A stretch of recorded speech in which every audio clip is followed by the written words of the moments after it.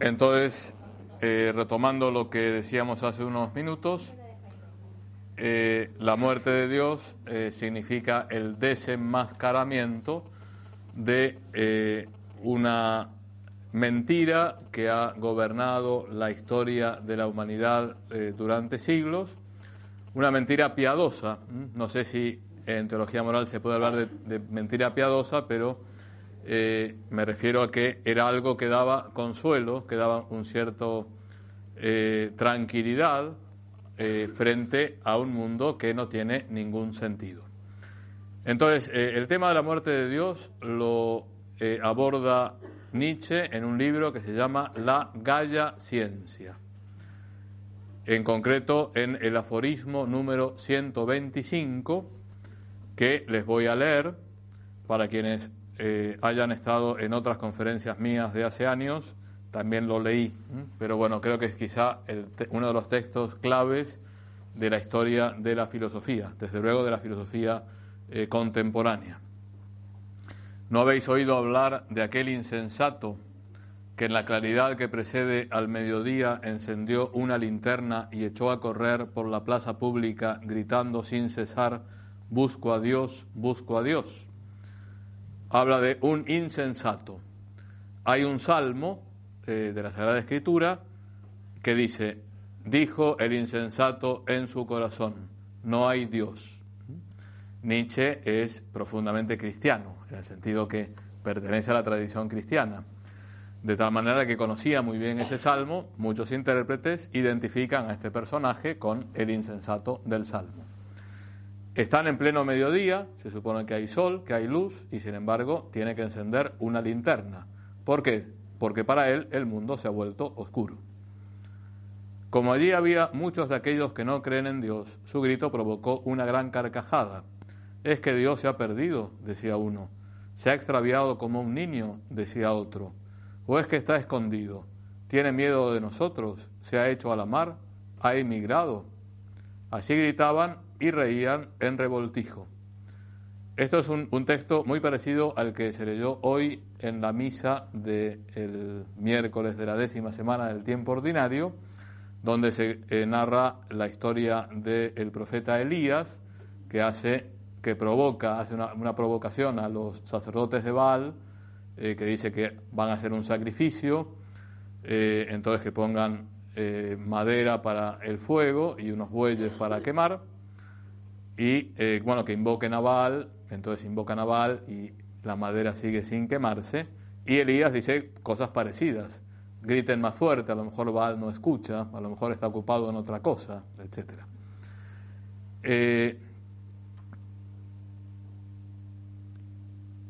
Así gritaban y reían en revoltijo. El insensato saltó en medio de ellos y les atravesó con su mirada. ¿Dónde se ha ido Dios? Yo os lo voy a decir. Nosotros lo hemos matado, vosotros y yo. Todos nosotros somos sus asesinos. Y ahora viene una serie de imágenes tremendamente gráficas que presentan las consecuencias de la muerte de Dios. La gran consecuencia es que hemos perdido el punto de referencia. Ya no hay ni bien ni mal, ni verdad ni error, porque tradicionalmente el punto de referencia era Dios. Pero ¿cómo hemos hecho esto? ¿Cómo hemos podido vaciar el mar? ¿Quién nos dio la esponja para borrar el horizonte? El horizonte es siempre el punto de referencia, donde acaba la tierra, empieza el cielo, el mar, el cielo. Hemos borrado el horizonte con una esponja. ¿Qué hemos hecho al soltar esta tierra de su sol? ¿Hacia dónde se mueve ahora? ¿Hacia dónde nos movemos? ¿Lejos de todos los soles? ¿Nos caemos sin cesar? ¿Hacia adelante, hacia atrás, de lado, de todos los lados? ¿Hay todavía un arriba y un abajo?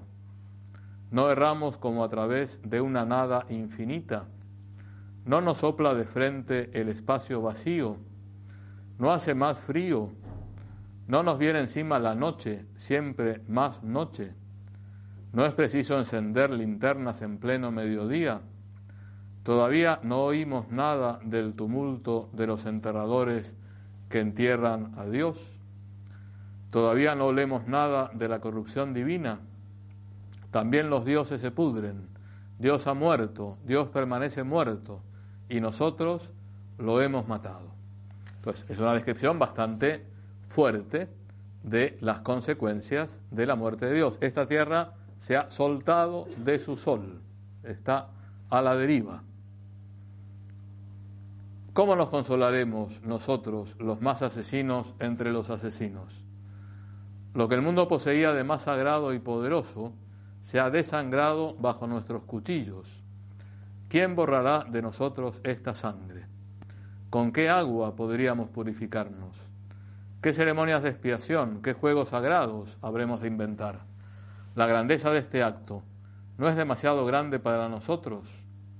Y ahora viene una frase muy interesante, porque la muerte de Dios implica la divinización del hombre. Dice, no estamos forzados a convertirnos en dioses para al menos parecernos dignos de ella. No hubo nunca en el mundo acto más grande, y para siempre los que nazcan después de nosotros pertenecerán, en virtud de este acto, a una historia más alta de lo que fue hasta el presente toda historia. Aquí cayó el insensato y miró de nuevo a sus oyentes. También ellos se callaron y le miraron extrañados. Por último, él arrojó al suelo su linterna, que saltó en pedazos y se apagó. Y ahora vienen las últimas frases. He llegado demasiado pronto, dijo. Aún no es mi tiempo.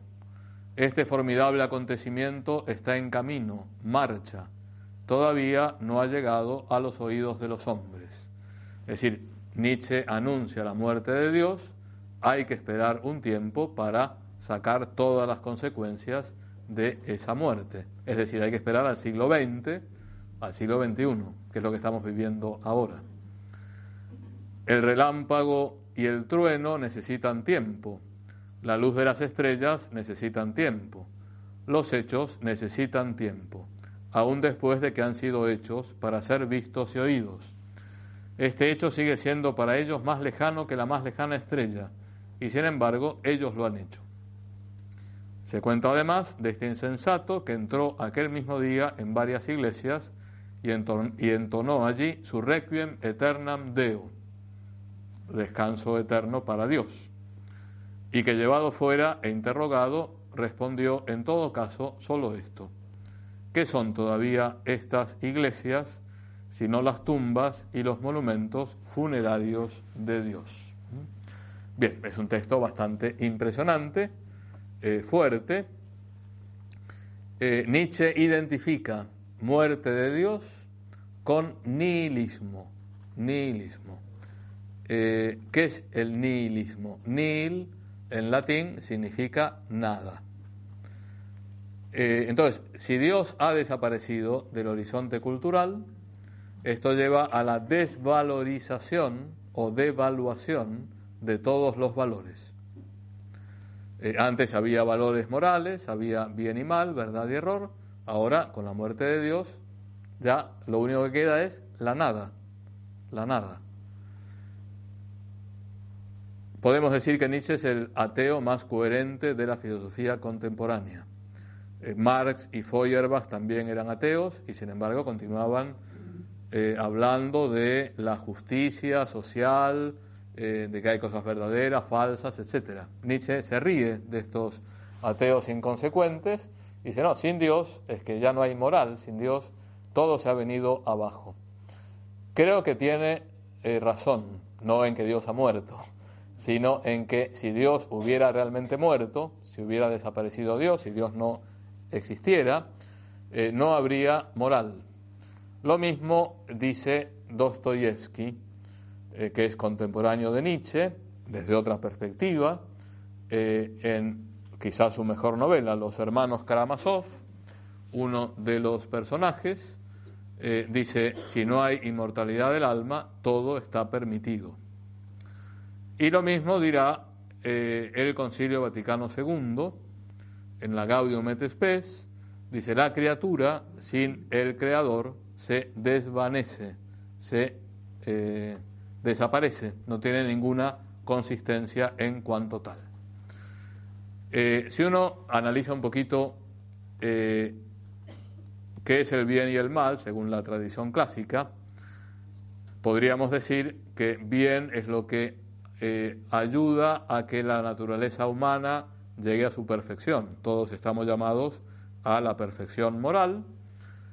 Entonces, en la medida en que yo me acerque a mi último fin, eso es algo bueno, y si hay algo que me aleja de mi último fin, es algo malo. Mi último fin es Dios, pero también puedo llamarlo el bien, la verdad, la belleza, que se identifican con Dios.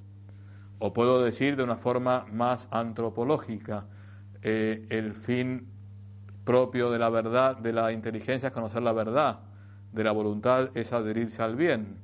Lo que me ayuda a conocer la verdad y adherirme al bien es bueno, lo que me obstaculiza es malo.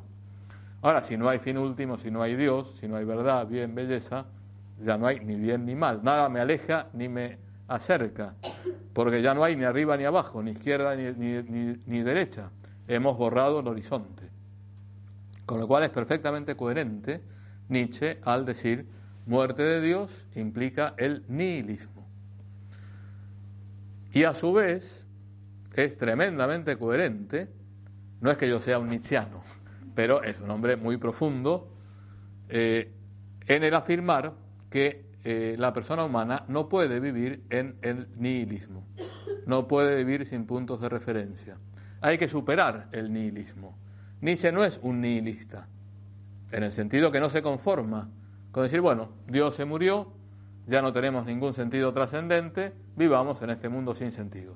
Dice, no, es que no podemos vivir en un mundo sin sentido. Ahora, si los valores ya no son objetivos, si no hay un bien o mal moral que depende de la naturaleza humana, ¿qué hay que hacer? Hay que crear nuevos valores. ¿Y quién crea esos nuevos valores? El superhombre. Es decir, el hombre que supera la fase nihilista, lo que Nietzsche llama el último hombre. El último hombre es, hoy podríamos llamarlo el pequeño burgués. Lo dice de una forma muy poética Nietzsche, el hombre a quien no ilumina ninguna estrella. Es fantástico. Todos tenemos que estar iluminados de alguna estrella. Bueno, la gente que se dedica a ver televisión, tomar mate viendo televisión todo el día y no pasa nada en su vida, no tiene ningún amor, ningún odio, ninguna pasión. Eso hay que superarlo. Entonces, ¿quiénes superan eso? Los superhombres. Hay una imagen también muy gráfica de Nietzsche. Está Zaratustra. Zaratustra es uno de los personajes que aparece en sus obras. Era un profeta de Persia. Va por un campo Zaratustra y ve a un pastor que tiene enrollado en el cuello a una serpiente, aquí con la cara de la serpiente frente a su rostro. Está aterrorizado el pastor. Entonces Zaratustra le anima a que muerda la cabeza de la serpiente. Y el pastor lo hace y, bueno, derrota a la serpiente y otra vez está a bien con la vida. La serpiente es una imagen del eterno retorno. Según los clásicos griegos, la historia es cíclica, todo se repite. Si Dios ha desaparecido y solo nos queda esta historia, también Nietzsche afirma que todo va a volver a suceder como hoy. Las cosas que sucedieron hoy sucederán exactamente igual dentro de miles o millones de años. Ustedes volverán a esta conferencia, yo volveré a decir las mismas cosas. Entonces, para querer el eterno retorno hay que estar a bien con la vida. Hay que decirle sí a la vida, a esta vida llena de dolor y llena de sufrimiento, también la de Nietzsche. Entonces, ¿quién dice sí a la vida? El superhombre. El que está en contacto con la voluntad de poder, que es la versión nietzscheana de la voluntad, del mundo como voluntad de Schopenhauer. La voluntad de poder, que también es arbitraria, que es irracional, etc. Entonces el superhombre lo va describiendo Nietzsche diciendo que es el águila que ataca en directo, es el encargado de hacer la gran política, es el manipulador de las masas, es el que establece la moral de señores. Entonces entramos en el aspecto de la doctrina moral de Nietzsche. Esto se ve en Más allá del bien y del mal, por ejemplo, un libro bastante importante. Nietzsche considera que hay dos morales: la moral de esclavos y la moral de señores. La moral de esclavos es la moral judeo-cristiana, inventada por los rabinos, por los curas, etcétera, y que en definitiva son las barreras o los muros que quieren levantar los débiles para defenderse de los fuertes. Esta idea no es original de Nietzsche. Uno lee La República de Platón, que es todo un diálogo sobre la justicia, y entonces uno de los personajes, un sofista, tiene esta misma versión. Dice: la justicia es que los fuertes gobiernen sobre los débiles, y que los principios morales son simplemente una estratagema de los débiles para evitar que los fuertes los aplasten. Entonces hay que imponer la voluntad de poder a través de la moral de señores, que es la moral de la fuerza, de la violencia, del despotismo, etcétera. Todas estas ideas serán tomadas bastante al pie de la letra por los grandes totalitarios del siglo XX. En concreto, Mussolini era un gran lector de Nietzsche, y la hermana de Nietzsche le escribe una carta a Mussolini diciendo: usted sí que ha interpretado bien a mi hermano. Aunque hubo otros que lo interpretaron mucho mejor que Mussolini, por ejemplo Hitler o el mismo Stalin. Bien, y por lo tanto la moral cristiana es una moral que ha engañado a la humanidad y que hay que desterrar. Yo les voy a leer una frase de el libro titulado El Anticristo. Dice Nietzsche: yo condeno al cristianismo, yo levanto contra la Iglesia cristiana la más terrible de las acusaciones que jamás acusador alguno haya llevado a sus labios. Ella es para mí la mayor de todas las corrupciones imaginables. Tuvo la voluntad de la última de todas las corrupciones posibles. Nada dejó la Iglesia cristiana libre de su contacto corruptor. De todo valor ha hecho un antivalor, de toda verdad una mentira, de toda honradez una vileza. Esa eterna acusación contra el cristianismo quiero escribirla en todos los muros en donde haya muros. Yo llamo al cristianismo la única gran maldición, la única máxima gran perversión interior, el único gran instinto de venganza, para el que ningún medio es bastante venenoso, sigiloso, soterráneo, pequeño. Yo lo llamo la única infamia inextinguible de la humanidad. Bien. Como siempre, tendrá una gran admiración por Jesús, pero el cristianismo ha traicionado a Jesús, la Iglesia, no solo la Iglesia católica, sino todas las confesiones protestantes. Y sin embargo, podemos rescatar a Nietzsche porque, en primer lugar, le decía a su madre que no leyera sus libros. Decía: mamá, estos no son libros para vos. Tenía buenos sentimientos, pero sobre todo hay una carta que escribió a un amigo, intelectual también, que es muy interesante y que dice: mi vida consiste ahora en el deseo de que todas las cosas sean mejores de lo que yo entiendo y de que alguien convierta mis verdades en increíbles. Es decir, Nietzsche dice: bueno, ojalá que esté equivocado, ojalá que todo lo que he dicho no sea verdad, ojalá que venga alguien y que me saque la máscara y que diga: no, la realidad es muy distinta. También había otra frase de Nietzsche muy interesante, dice: para creer en el Dios de la alegría tengo que ver rostros sonrientes en los cristianos, cosa que no veía en la Alemania de su tiempo. Por lo tanto, Nietzsche es alguien que nos hace pensar, nos hace reflexionar, es un desafío, por así decirlo, Nietzsche. Por otro lado, es un hombre honesto intelectualmente, se hace preguntas importantísimas, el sentido de la vida, y él no encuentra el sentido en la trascendencia, y bueno, saca todas las consecuencias de una forma tremendamente coherente. No digo que Nietzsche tenga razón, gracias a Dios, creo que no la tiene. Está la famosísima anécdota, chiste de que en la tumba de Nietzsche pusieron Dios ha muerto Nietzsche y abajo Nietzsche ha muerto Dios.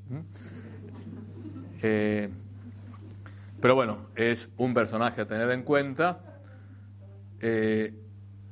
y tenemos que dar razón de nuestra esperanza. Es decir, con nuestras vidas hay que demostrarle a Nietzsche que no tenía razón. Entonces, habrá un sinnúmero de discípulos de Nietzsche. Pocos serán los que tomen a Nietzsche en su totalidad, es decir, la muerte de Dios y la superación del nihilismo a través del superhombre. Esos serán los totalitarismos del siglo XX. En cambio, la mayoría de los discípulos toman la mitad de Nietzsche. Dios ha muerto, con lo cual ya no hay moral, no hay bien ni mal, verdad ni error, y es el relativismo contemporáneo.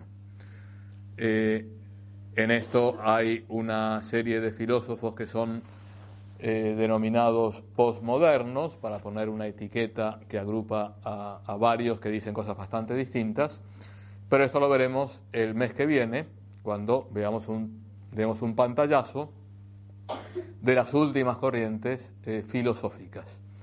Pero detrás del relativismo actual está claramente la sombra de Nietzsche, y todo el mundo ha leído a Nietzsche y todo el mundo cita a Nietzsche. La falta de sentido trascendente, la desaparición de Dios del horizonte cultural, lleva necesariamente al nihilismo, y el relativismo es un nihilismo. No hay ningún valor objetivo. Todo depende de mi opinión, de mis gustos, de las circunstancias, etc. De tal manera que es uno de los grandes pilares de la cultura contemporánea. Más o menos claro Nietzsche, es más claro que Hegel, por lo menos. Bien, entonces, estamos viendo autores que se oponen a Hegel, a esa visión omnicomprensiva de la historia, del mundo, de Dios, la izquierda hegeliana, Feuerbach y Marx, Kierkegaard, Schopenhauer, Nietzsche.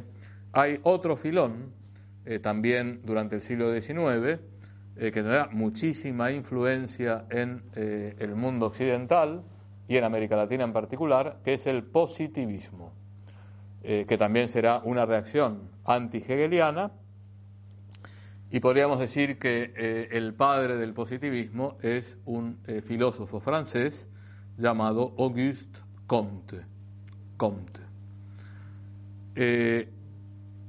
Bien, ¿qué dice el positivismo? En primer lugar, habría que definir qué es lo positivo. Positivo no es algo en contraposición con lo negativo, sino positivo es lo que yo puedo medir, lo que puedo demostrar científicamente, son lo que los ingleses llaman a matter of fact, una cuestión de hecho. Lo positivo son los hechos. Quiero hechos. No me vengas con historias, no me vengas con ideas, yo lo que quiero son hechos. Entonces, eso sería el espíritu positivo, atenerse a los hechos, atenerse, por ejemplo, a las demostraciones científicas. Entonces, Comte, que tuvo una infancia cristiana y también, como Nietzsche, en la adolescencia le entra la crisis de fe, bastante normal, dirá que se pregunta, y es una frase bastante autobiográfica, ¿quién no ha sido teólogo en su infancia, metafísico en su juventud y positivista en su vejez? Y entonces, esto que le parece que son como fases o estadios antropológicos, parecidos o análogos a los de Kierkegaard, lo aplica a la historia de la humanidad. La historia de la humanidad pasa por tres estadios o tres períodos. El período teológico, el metafísico y el positivo. Entonces, la clave es la pregunta, ¿cuál es la causa última de este mundo? ¿De dónde venimos? ¿Hacia dónde vamos? También es una pregunta profundamente filosófica. Entonces, en la primera etapa de la humanidad, la respuesta siempre se atribuye a los dioses, a seres sobrenaturales. Todo depende del panteón griego, o el Olimpo griego, el panteón romano, o después ya más evolucionados, Yahvé, o el dios de los cristianos, etcétera. En cada estadio, a su vez, hay distintos periodos. Por ejemplo, se pasa del fetichismo al politeísmo y se termina en el monoteísmo, etcétera. Entonces, este es el primer periodo de la historia de la humanidad, el periodo teológico, que va desde el inicio de la humanidad hasta más o menos el siglo XVIII. El estadio metafísico, ante la pregunta de cuál es el origen de las cosas, ya no son un principio personal, un principio sobrenatural, sino que son valores terrenos, como puede ser un principio físico, los derechos de la persona humana, la libertad, etcétera. Es lo que llama el periodo metafísico, donde entra la razón, pero estamos todavía en algo abstracto. Eso es la Revolución Francesa, la primera mitad del siglo XIX, hasta que con Comte se inaugura el tercer periodo, que sería el periodo positivo, en donde ya no se hará ni siquiera la pregunta sobre la causa última de las cosas, porque lo único que interesa son los hechos. Ahora nos atenemos a los hechos y nos dejamos de preocupaciones teológicas y metafísicas que lo único que causan es una pérdida de tiempo. Con lo cual hay que atenerse a los hechos, ser personas racionales, científicas, empíricas, y hay que organizar la sociedad no en base a la religión, no en base a principios universales, sino en base a la ciencia. El poder lo tienen que tomar los tecnócratas, los ingenieros. Lo ideal sería que los ingenieros gobernaran los distintos países aplicando la ciencia. Ahora bien, las ciencias que más se han desarrollado en el siglo XIX son las ciencias físico-matemáticas, las ciencias naturales, biológicas. Entonces Comte dice que él está inaugurando una nueva ciencia, que es la sociología. Y realmente se considera Comte como el padre de la sociología moderna. ¿Qué es la sociología? La ciencia de la sociedad. Pero él quiere que la sociología sea una ciencia exacta, de tal manera que hay que aplicar los mismos métodos científicos, físico-matemáticos y biológicos al mundo de lo humano. Las humanidades se biologizan o se matematizan. Por eso habrá toda una historia positivista. Todo depende del clima, de la raza, de la tierra. Eso es una visión determinista de la naturaleza humana que puede ser analizada desde un punto de vista biológico. Es decir, lo propio, lo específico de las humanidades desaparece y reinan los métodos físico-matemáticos y biológicos, donde desaparece en definitiva lo específico del hombre, que es el espíritu, que es la libertad. Aquí hemos tenido, bueno, aquí y en toda América Latina y en todos los países latinos, una historiografía tremendamente positivista, empezando por Bartolomé Mitre, que no es que niegue la libertad humana, pero sí la condiciona bastante, con estas ideas que eran propias de su época. De tal manera que si uno se deja guiar por el espíritu positivo y deja de lado las preocupaciones teológicas y metafísicas, la consecuencia será que la sociedad se encaminará hacia el orden y el progreso. Orden y progreso, bandera del Brasil, una de las patrias del positivismo, junto con Argentina, con Chile, con México, además de toda Europa occidental. Bien, el positivismo fue la base de los programas de enseñanza pública de la inmensa mayoría de los países latinos. En particular en Argentina. En Argentina tenemos una ciudad a la cual yo quiero mucho y que es un símbolo del espíritu positivista, que es La Plata. O sea, La Plata surge de la nada, algo totalmente racionalista, muy cómodo, con las diagonales, etcétera, con todo un eje de los edificios públicos que tienen que organizar la sociedad. Lo único que está fuera del espíritu positivista es la catedral, que es espectacular, en uno de los solares mejores, pero si uno ve las estatuas que pusieron en la plaza frente a la catedral, están tirando con arco y flecha hacia la catedral, de tal manera que es toda una simbología bastante positivista. El Museo de Ciencias Naturales de La Plata es típico espíritu positivista. En lo positivo ahora sí en el sentido moral. Es decir, el espíritu positivista llevó a un progreso de las ciencias y sobre todo de las ciencias naturales. Y eso está muy bien. El problema es la naturalización o la biologización de las ciencias humanas, que tienen que tener sus propios métodos, porque el objeto de estudio es distinto. ¿Sí? ¿Más o menos claro? Bueno, el positivismo irá cambiando a lo largo de las siguientes décadas. En el siglo XX tenemos los llamados neopositivismos, que hoy podríamos denominar el cientificismo. Es decir, la idea de que el único ámbito donde se puede hablar de verdad y error es la ciencia, y la ciencia verificable, la ciencia empírica. Todo lo demás, lo que no sea ciencia empírica, depende de la opinión, de los sentimientos, de las tradiciones culturales, pero no es el ámbito de la verdad y del error.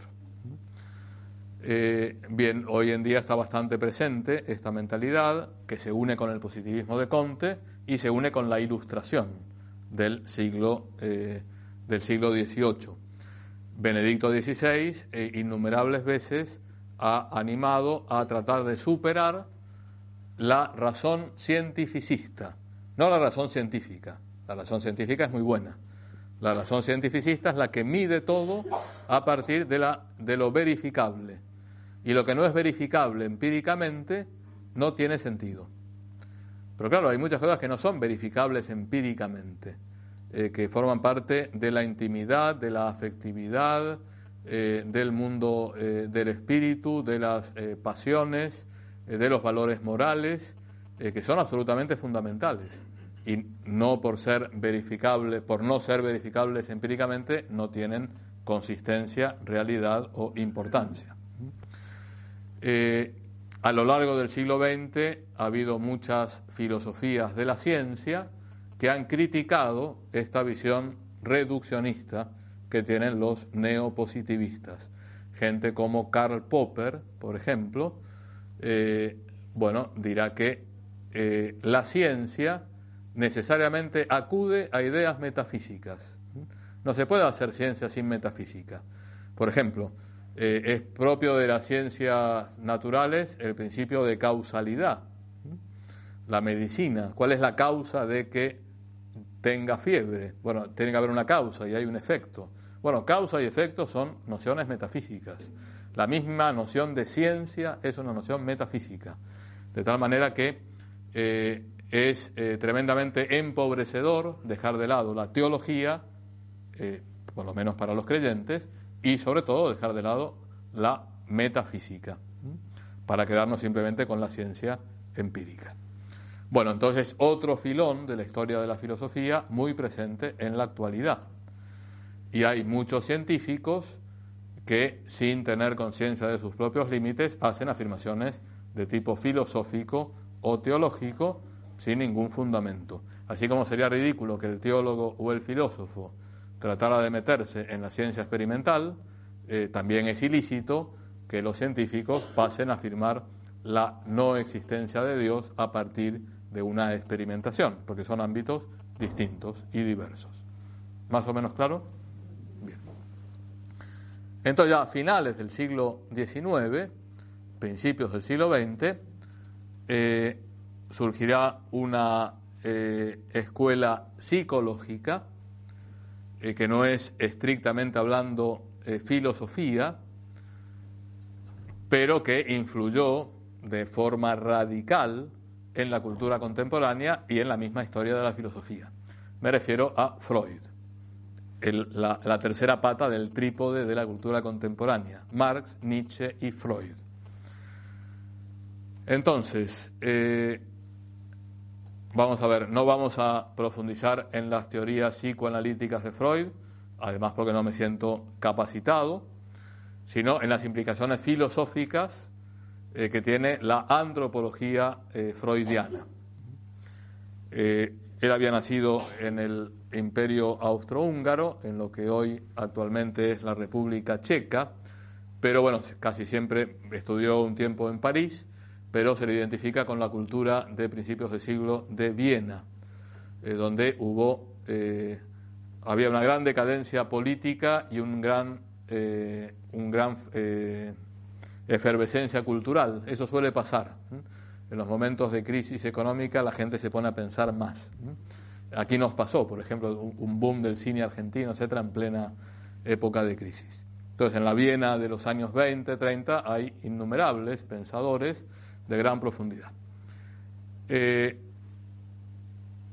Entonces, hay una frase también que dice que hubo, en primer lugar, una humillación cosmológica que la lleva a cargo Copérnico. Pensábamos que éramos el centro del universo y Copérnico dijo, no, la Tierra gira alrededor del Sol, no es que todo gire en torno a la Tierra. Después ha habido una humillación biológica que es encarnada por Darwin. Dice, pensábamos que éramos no sé qué cosa, pero descendemos del mono. Evidentemente eso hay que tomarlo con alfileres, o entre comillas. Y luego la humillación psicológica, que es propia de Freud. Dice, pensamos que nosotros somos dueños de nosotros mismos, en realidad estamos totalmente determinados por el subconsciente. No hacemos lo que queremos, sino que ya estamos predeterminados por unas fuerzas bastante ocultas. Entonces, podemos tomar una imagen, la imagen del iceberg. En un iceberg lo que emerge de la superficie del mar, el hielo que emerge, es infinitamente menor que lo que está sumergido. O sea, el volumen de hielo sumergido es mucho más grande que lo que emerge. Entonces, en el análisis que hace de la psiquis humana, Freud considera que hay una parte sumergida, lo que llama lo subconsciente o el inconsciente, o en términos más específicos, el ello, no el yo, sino el ello, que es lo inconsciente y que determina todo lo que emerge en la realidad, toda la parte consciente de la psiquis humana. La parte consciente se identifica con el yo o el ego, y el superyo o el superego.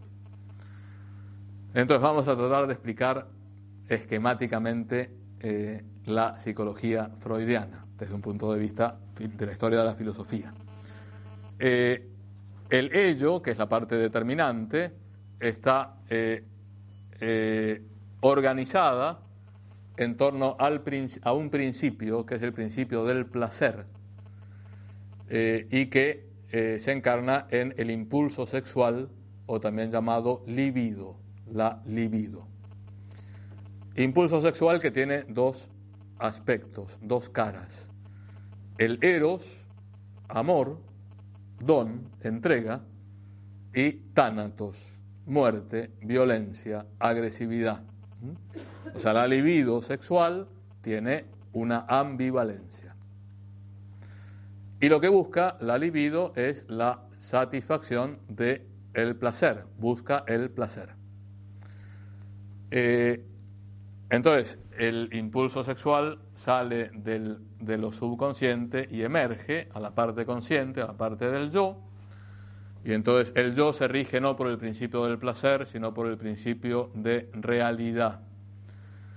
Muchas veces el impulso sexual puede conseguir la satisfacción del placer, del deseo de placer. Pero muchas veces la realidad se opone, pone obstáculos, de tal manera que esa libido que emerge vuelve a lo inconsciente, produciendo frustración, produciendo neurosis, produciendo un desequilibrio psicológico. O muchas veces el impulso sexual no satisfecho, hay un mecanismo llamado de sublimación, por el cual tenemos un placer sustitutivo, que de eso se encarga el superyo. En torno a este tema hay un papel fundamental de lo que Freud llama el complejo de Edipo. Entonces, cuando un niño nace, como tiene el impulso sexual, el objeto de su deseo de placer es su madre y se opone la figura del padre. Entonces, ¿qué sucede? Esa frustración sexual se sublima en la figura del padre, a quien respeta como autoridad. Pero no solo será la figura del padre, será la figura del presidente de la República, o de la comisaría, o de Dios Padre.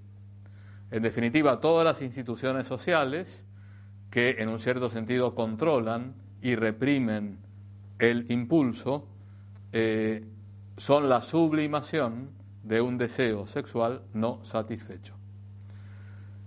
En otras palabras, la historia de la humanidad, desde la religión hasta la economía, pasando por las instituciones sociales, se explican en una clave sexual.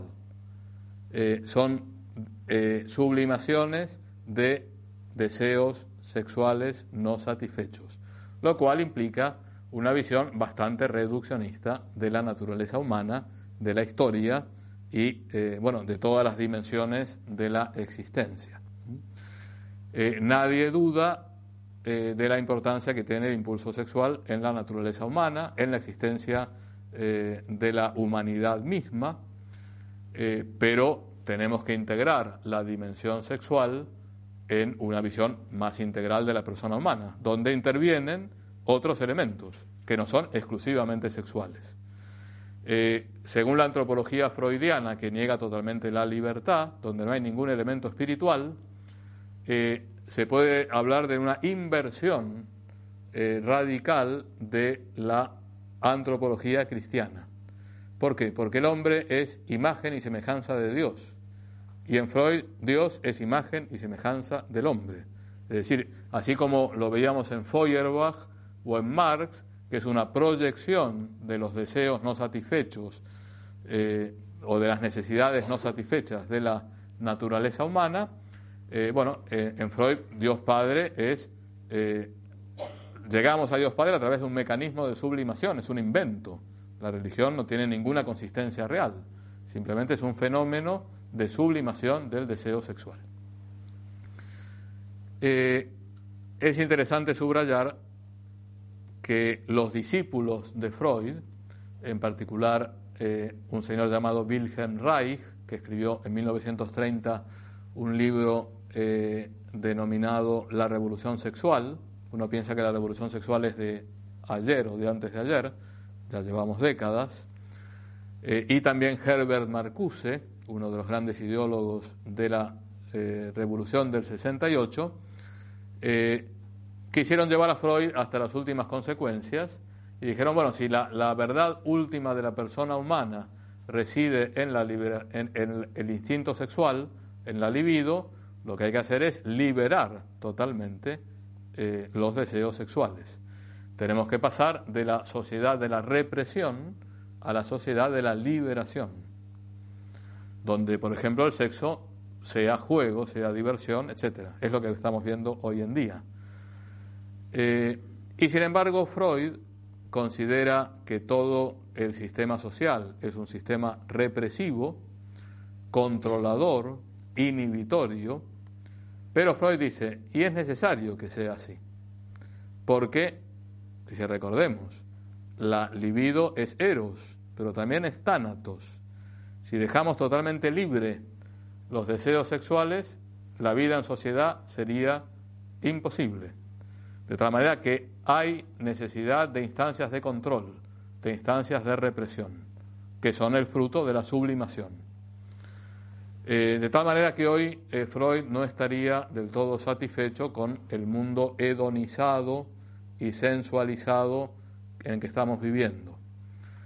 Lamentablemente, la culpa, gran parte de la culpa es suya, porque ha reducido la naturaleza humana a instinto sexual. La consecuencia natural es la sexualización de la vida, ¿sí? Entonces, me parece también una pieza clave de la cultura contemporánea en lo que se refiere a esta presencia exagerada de la dimensión sexual. No digo que no sea importante, es clave, es fundamental, pero no es la única clave para entender el mundo, la historia y la existencia humana. Por otro lado, la sexualización de la sociedad se entiende, es coherente con el relativismo imperante, con el nihilismo, con las consecuencias de la muerte de Dios nietzscheana. ¿Por qué? Porque si no hay bien y mal, verdad y error, entonces hagamos lo que queramos y hagamos las cosas más divertidas. Es la aplicación de esa frase de San Pablo que dice: si no hay resurrección de la carne, comamos y bebamos, que mañana moriremos. O sea, sería incoherente una persona que no cree en que hay una vida eterna, que hay un premio, que hay cosas buenas y cosas malas, y voy a vivir según unos principios morales estrictísimos, etcétera. No, si no hay nada de eso, bueno, viva la pepa. Por lo tanto, relativismo, pérdida de valores morales y sexualización, hedonización, búsqueda del placer a cualquier precio, es perfectamente coherente. Con lo cual, Nietzsche, la mitad de Nietzsche, la primera parte de Nietzsche y Freud se dan de la mano.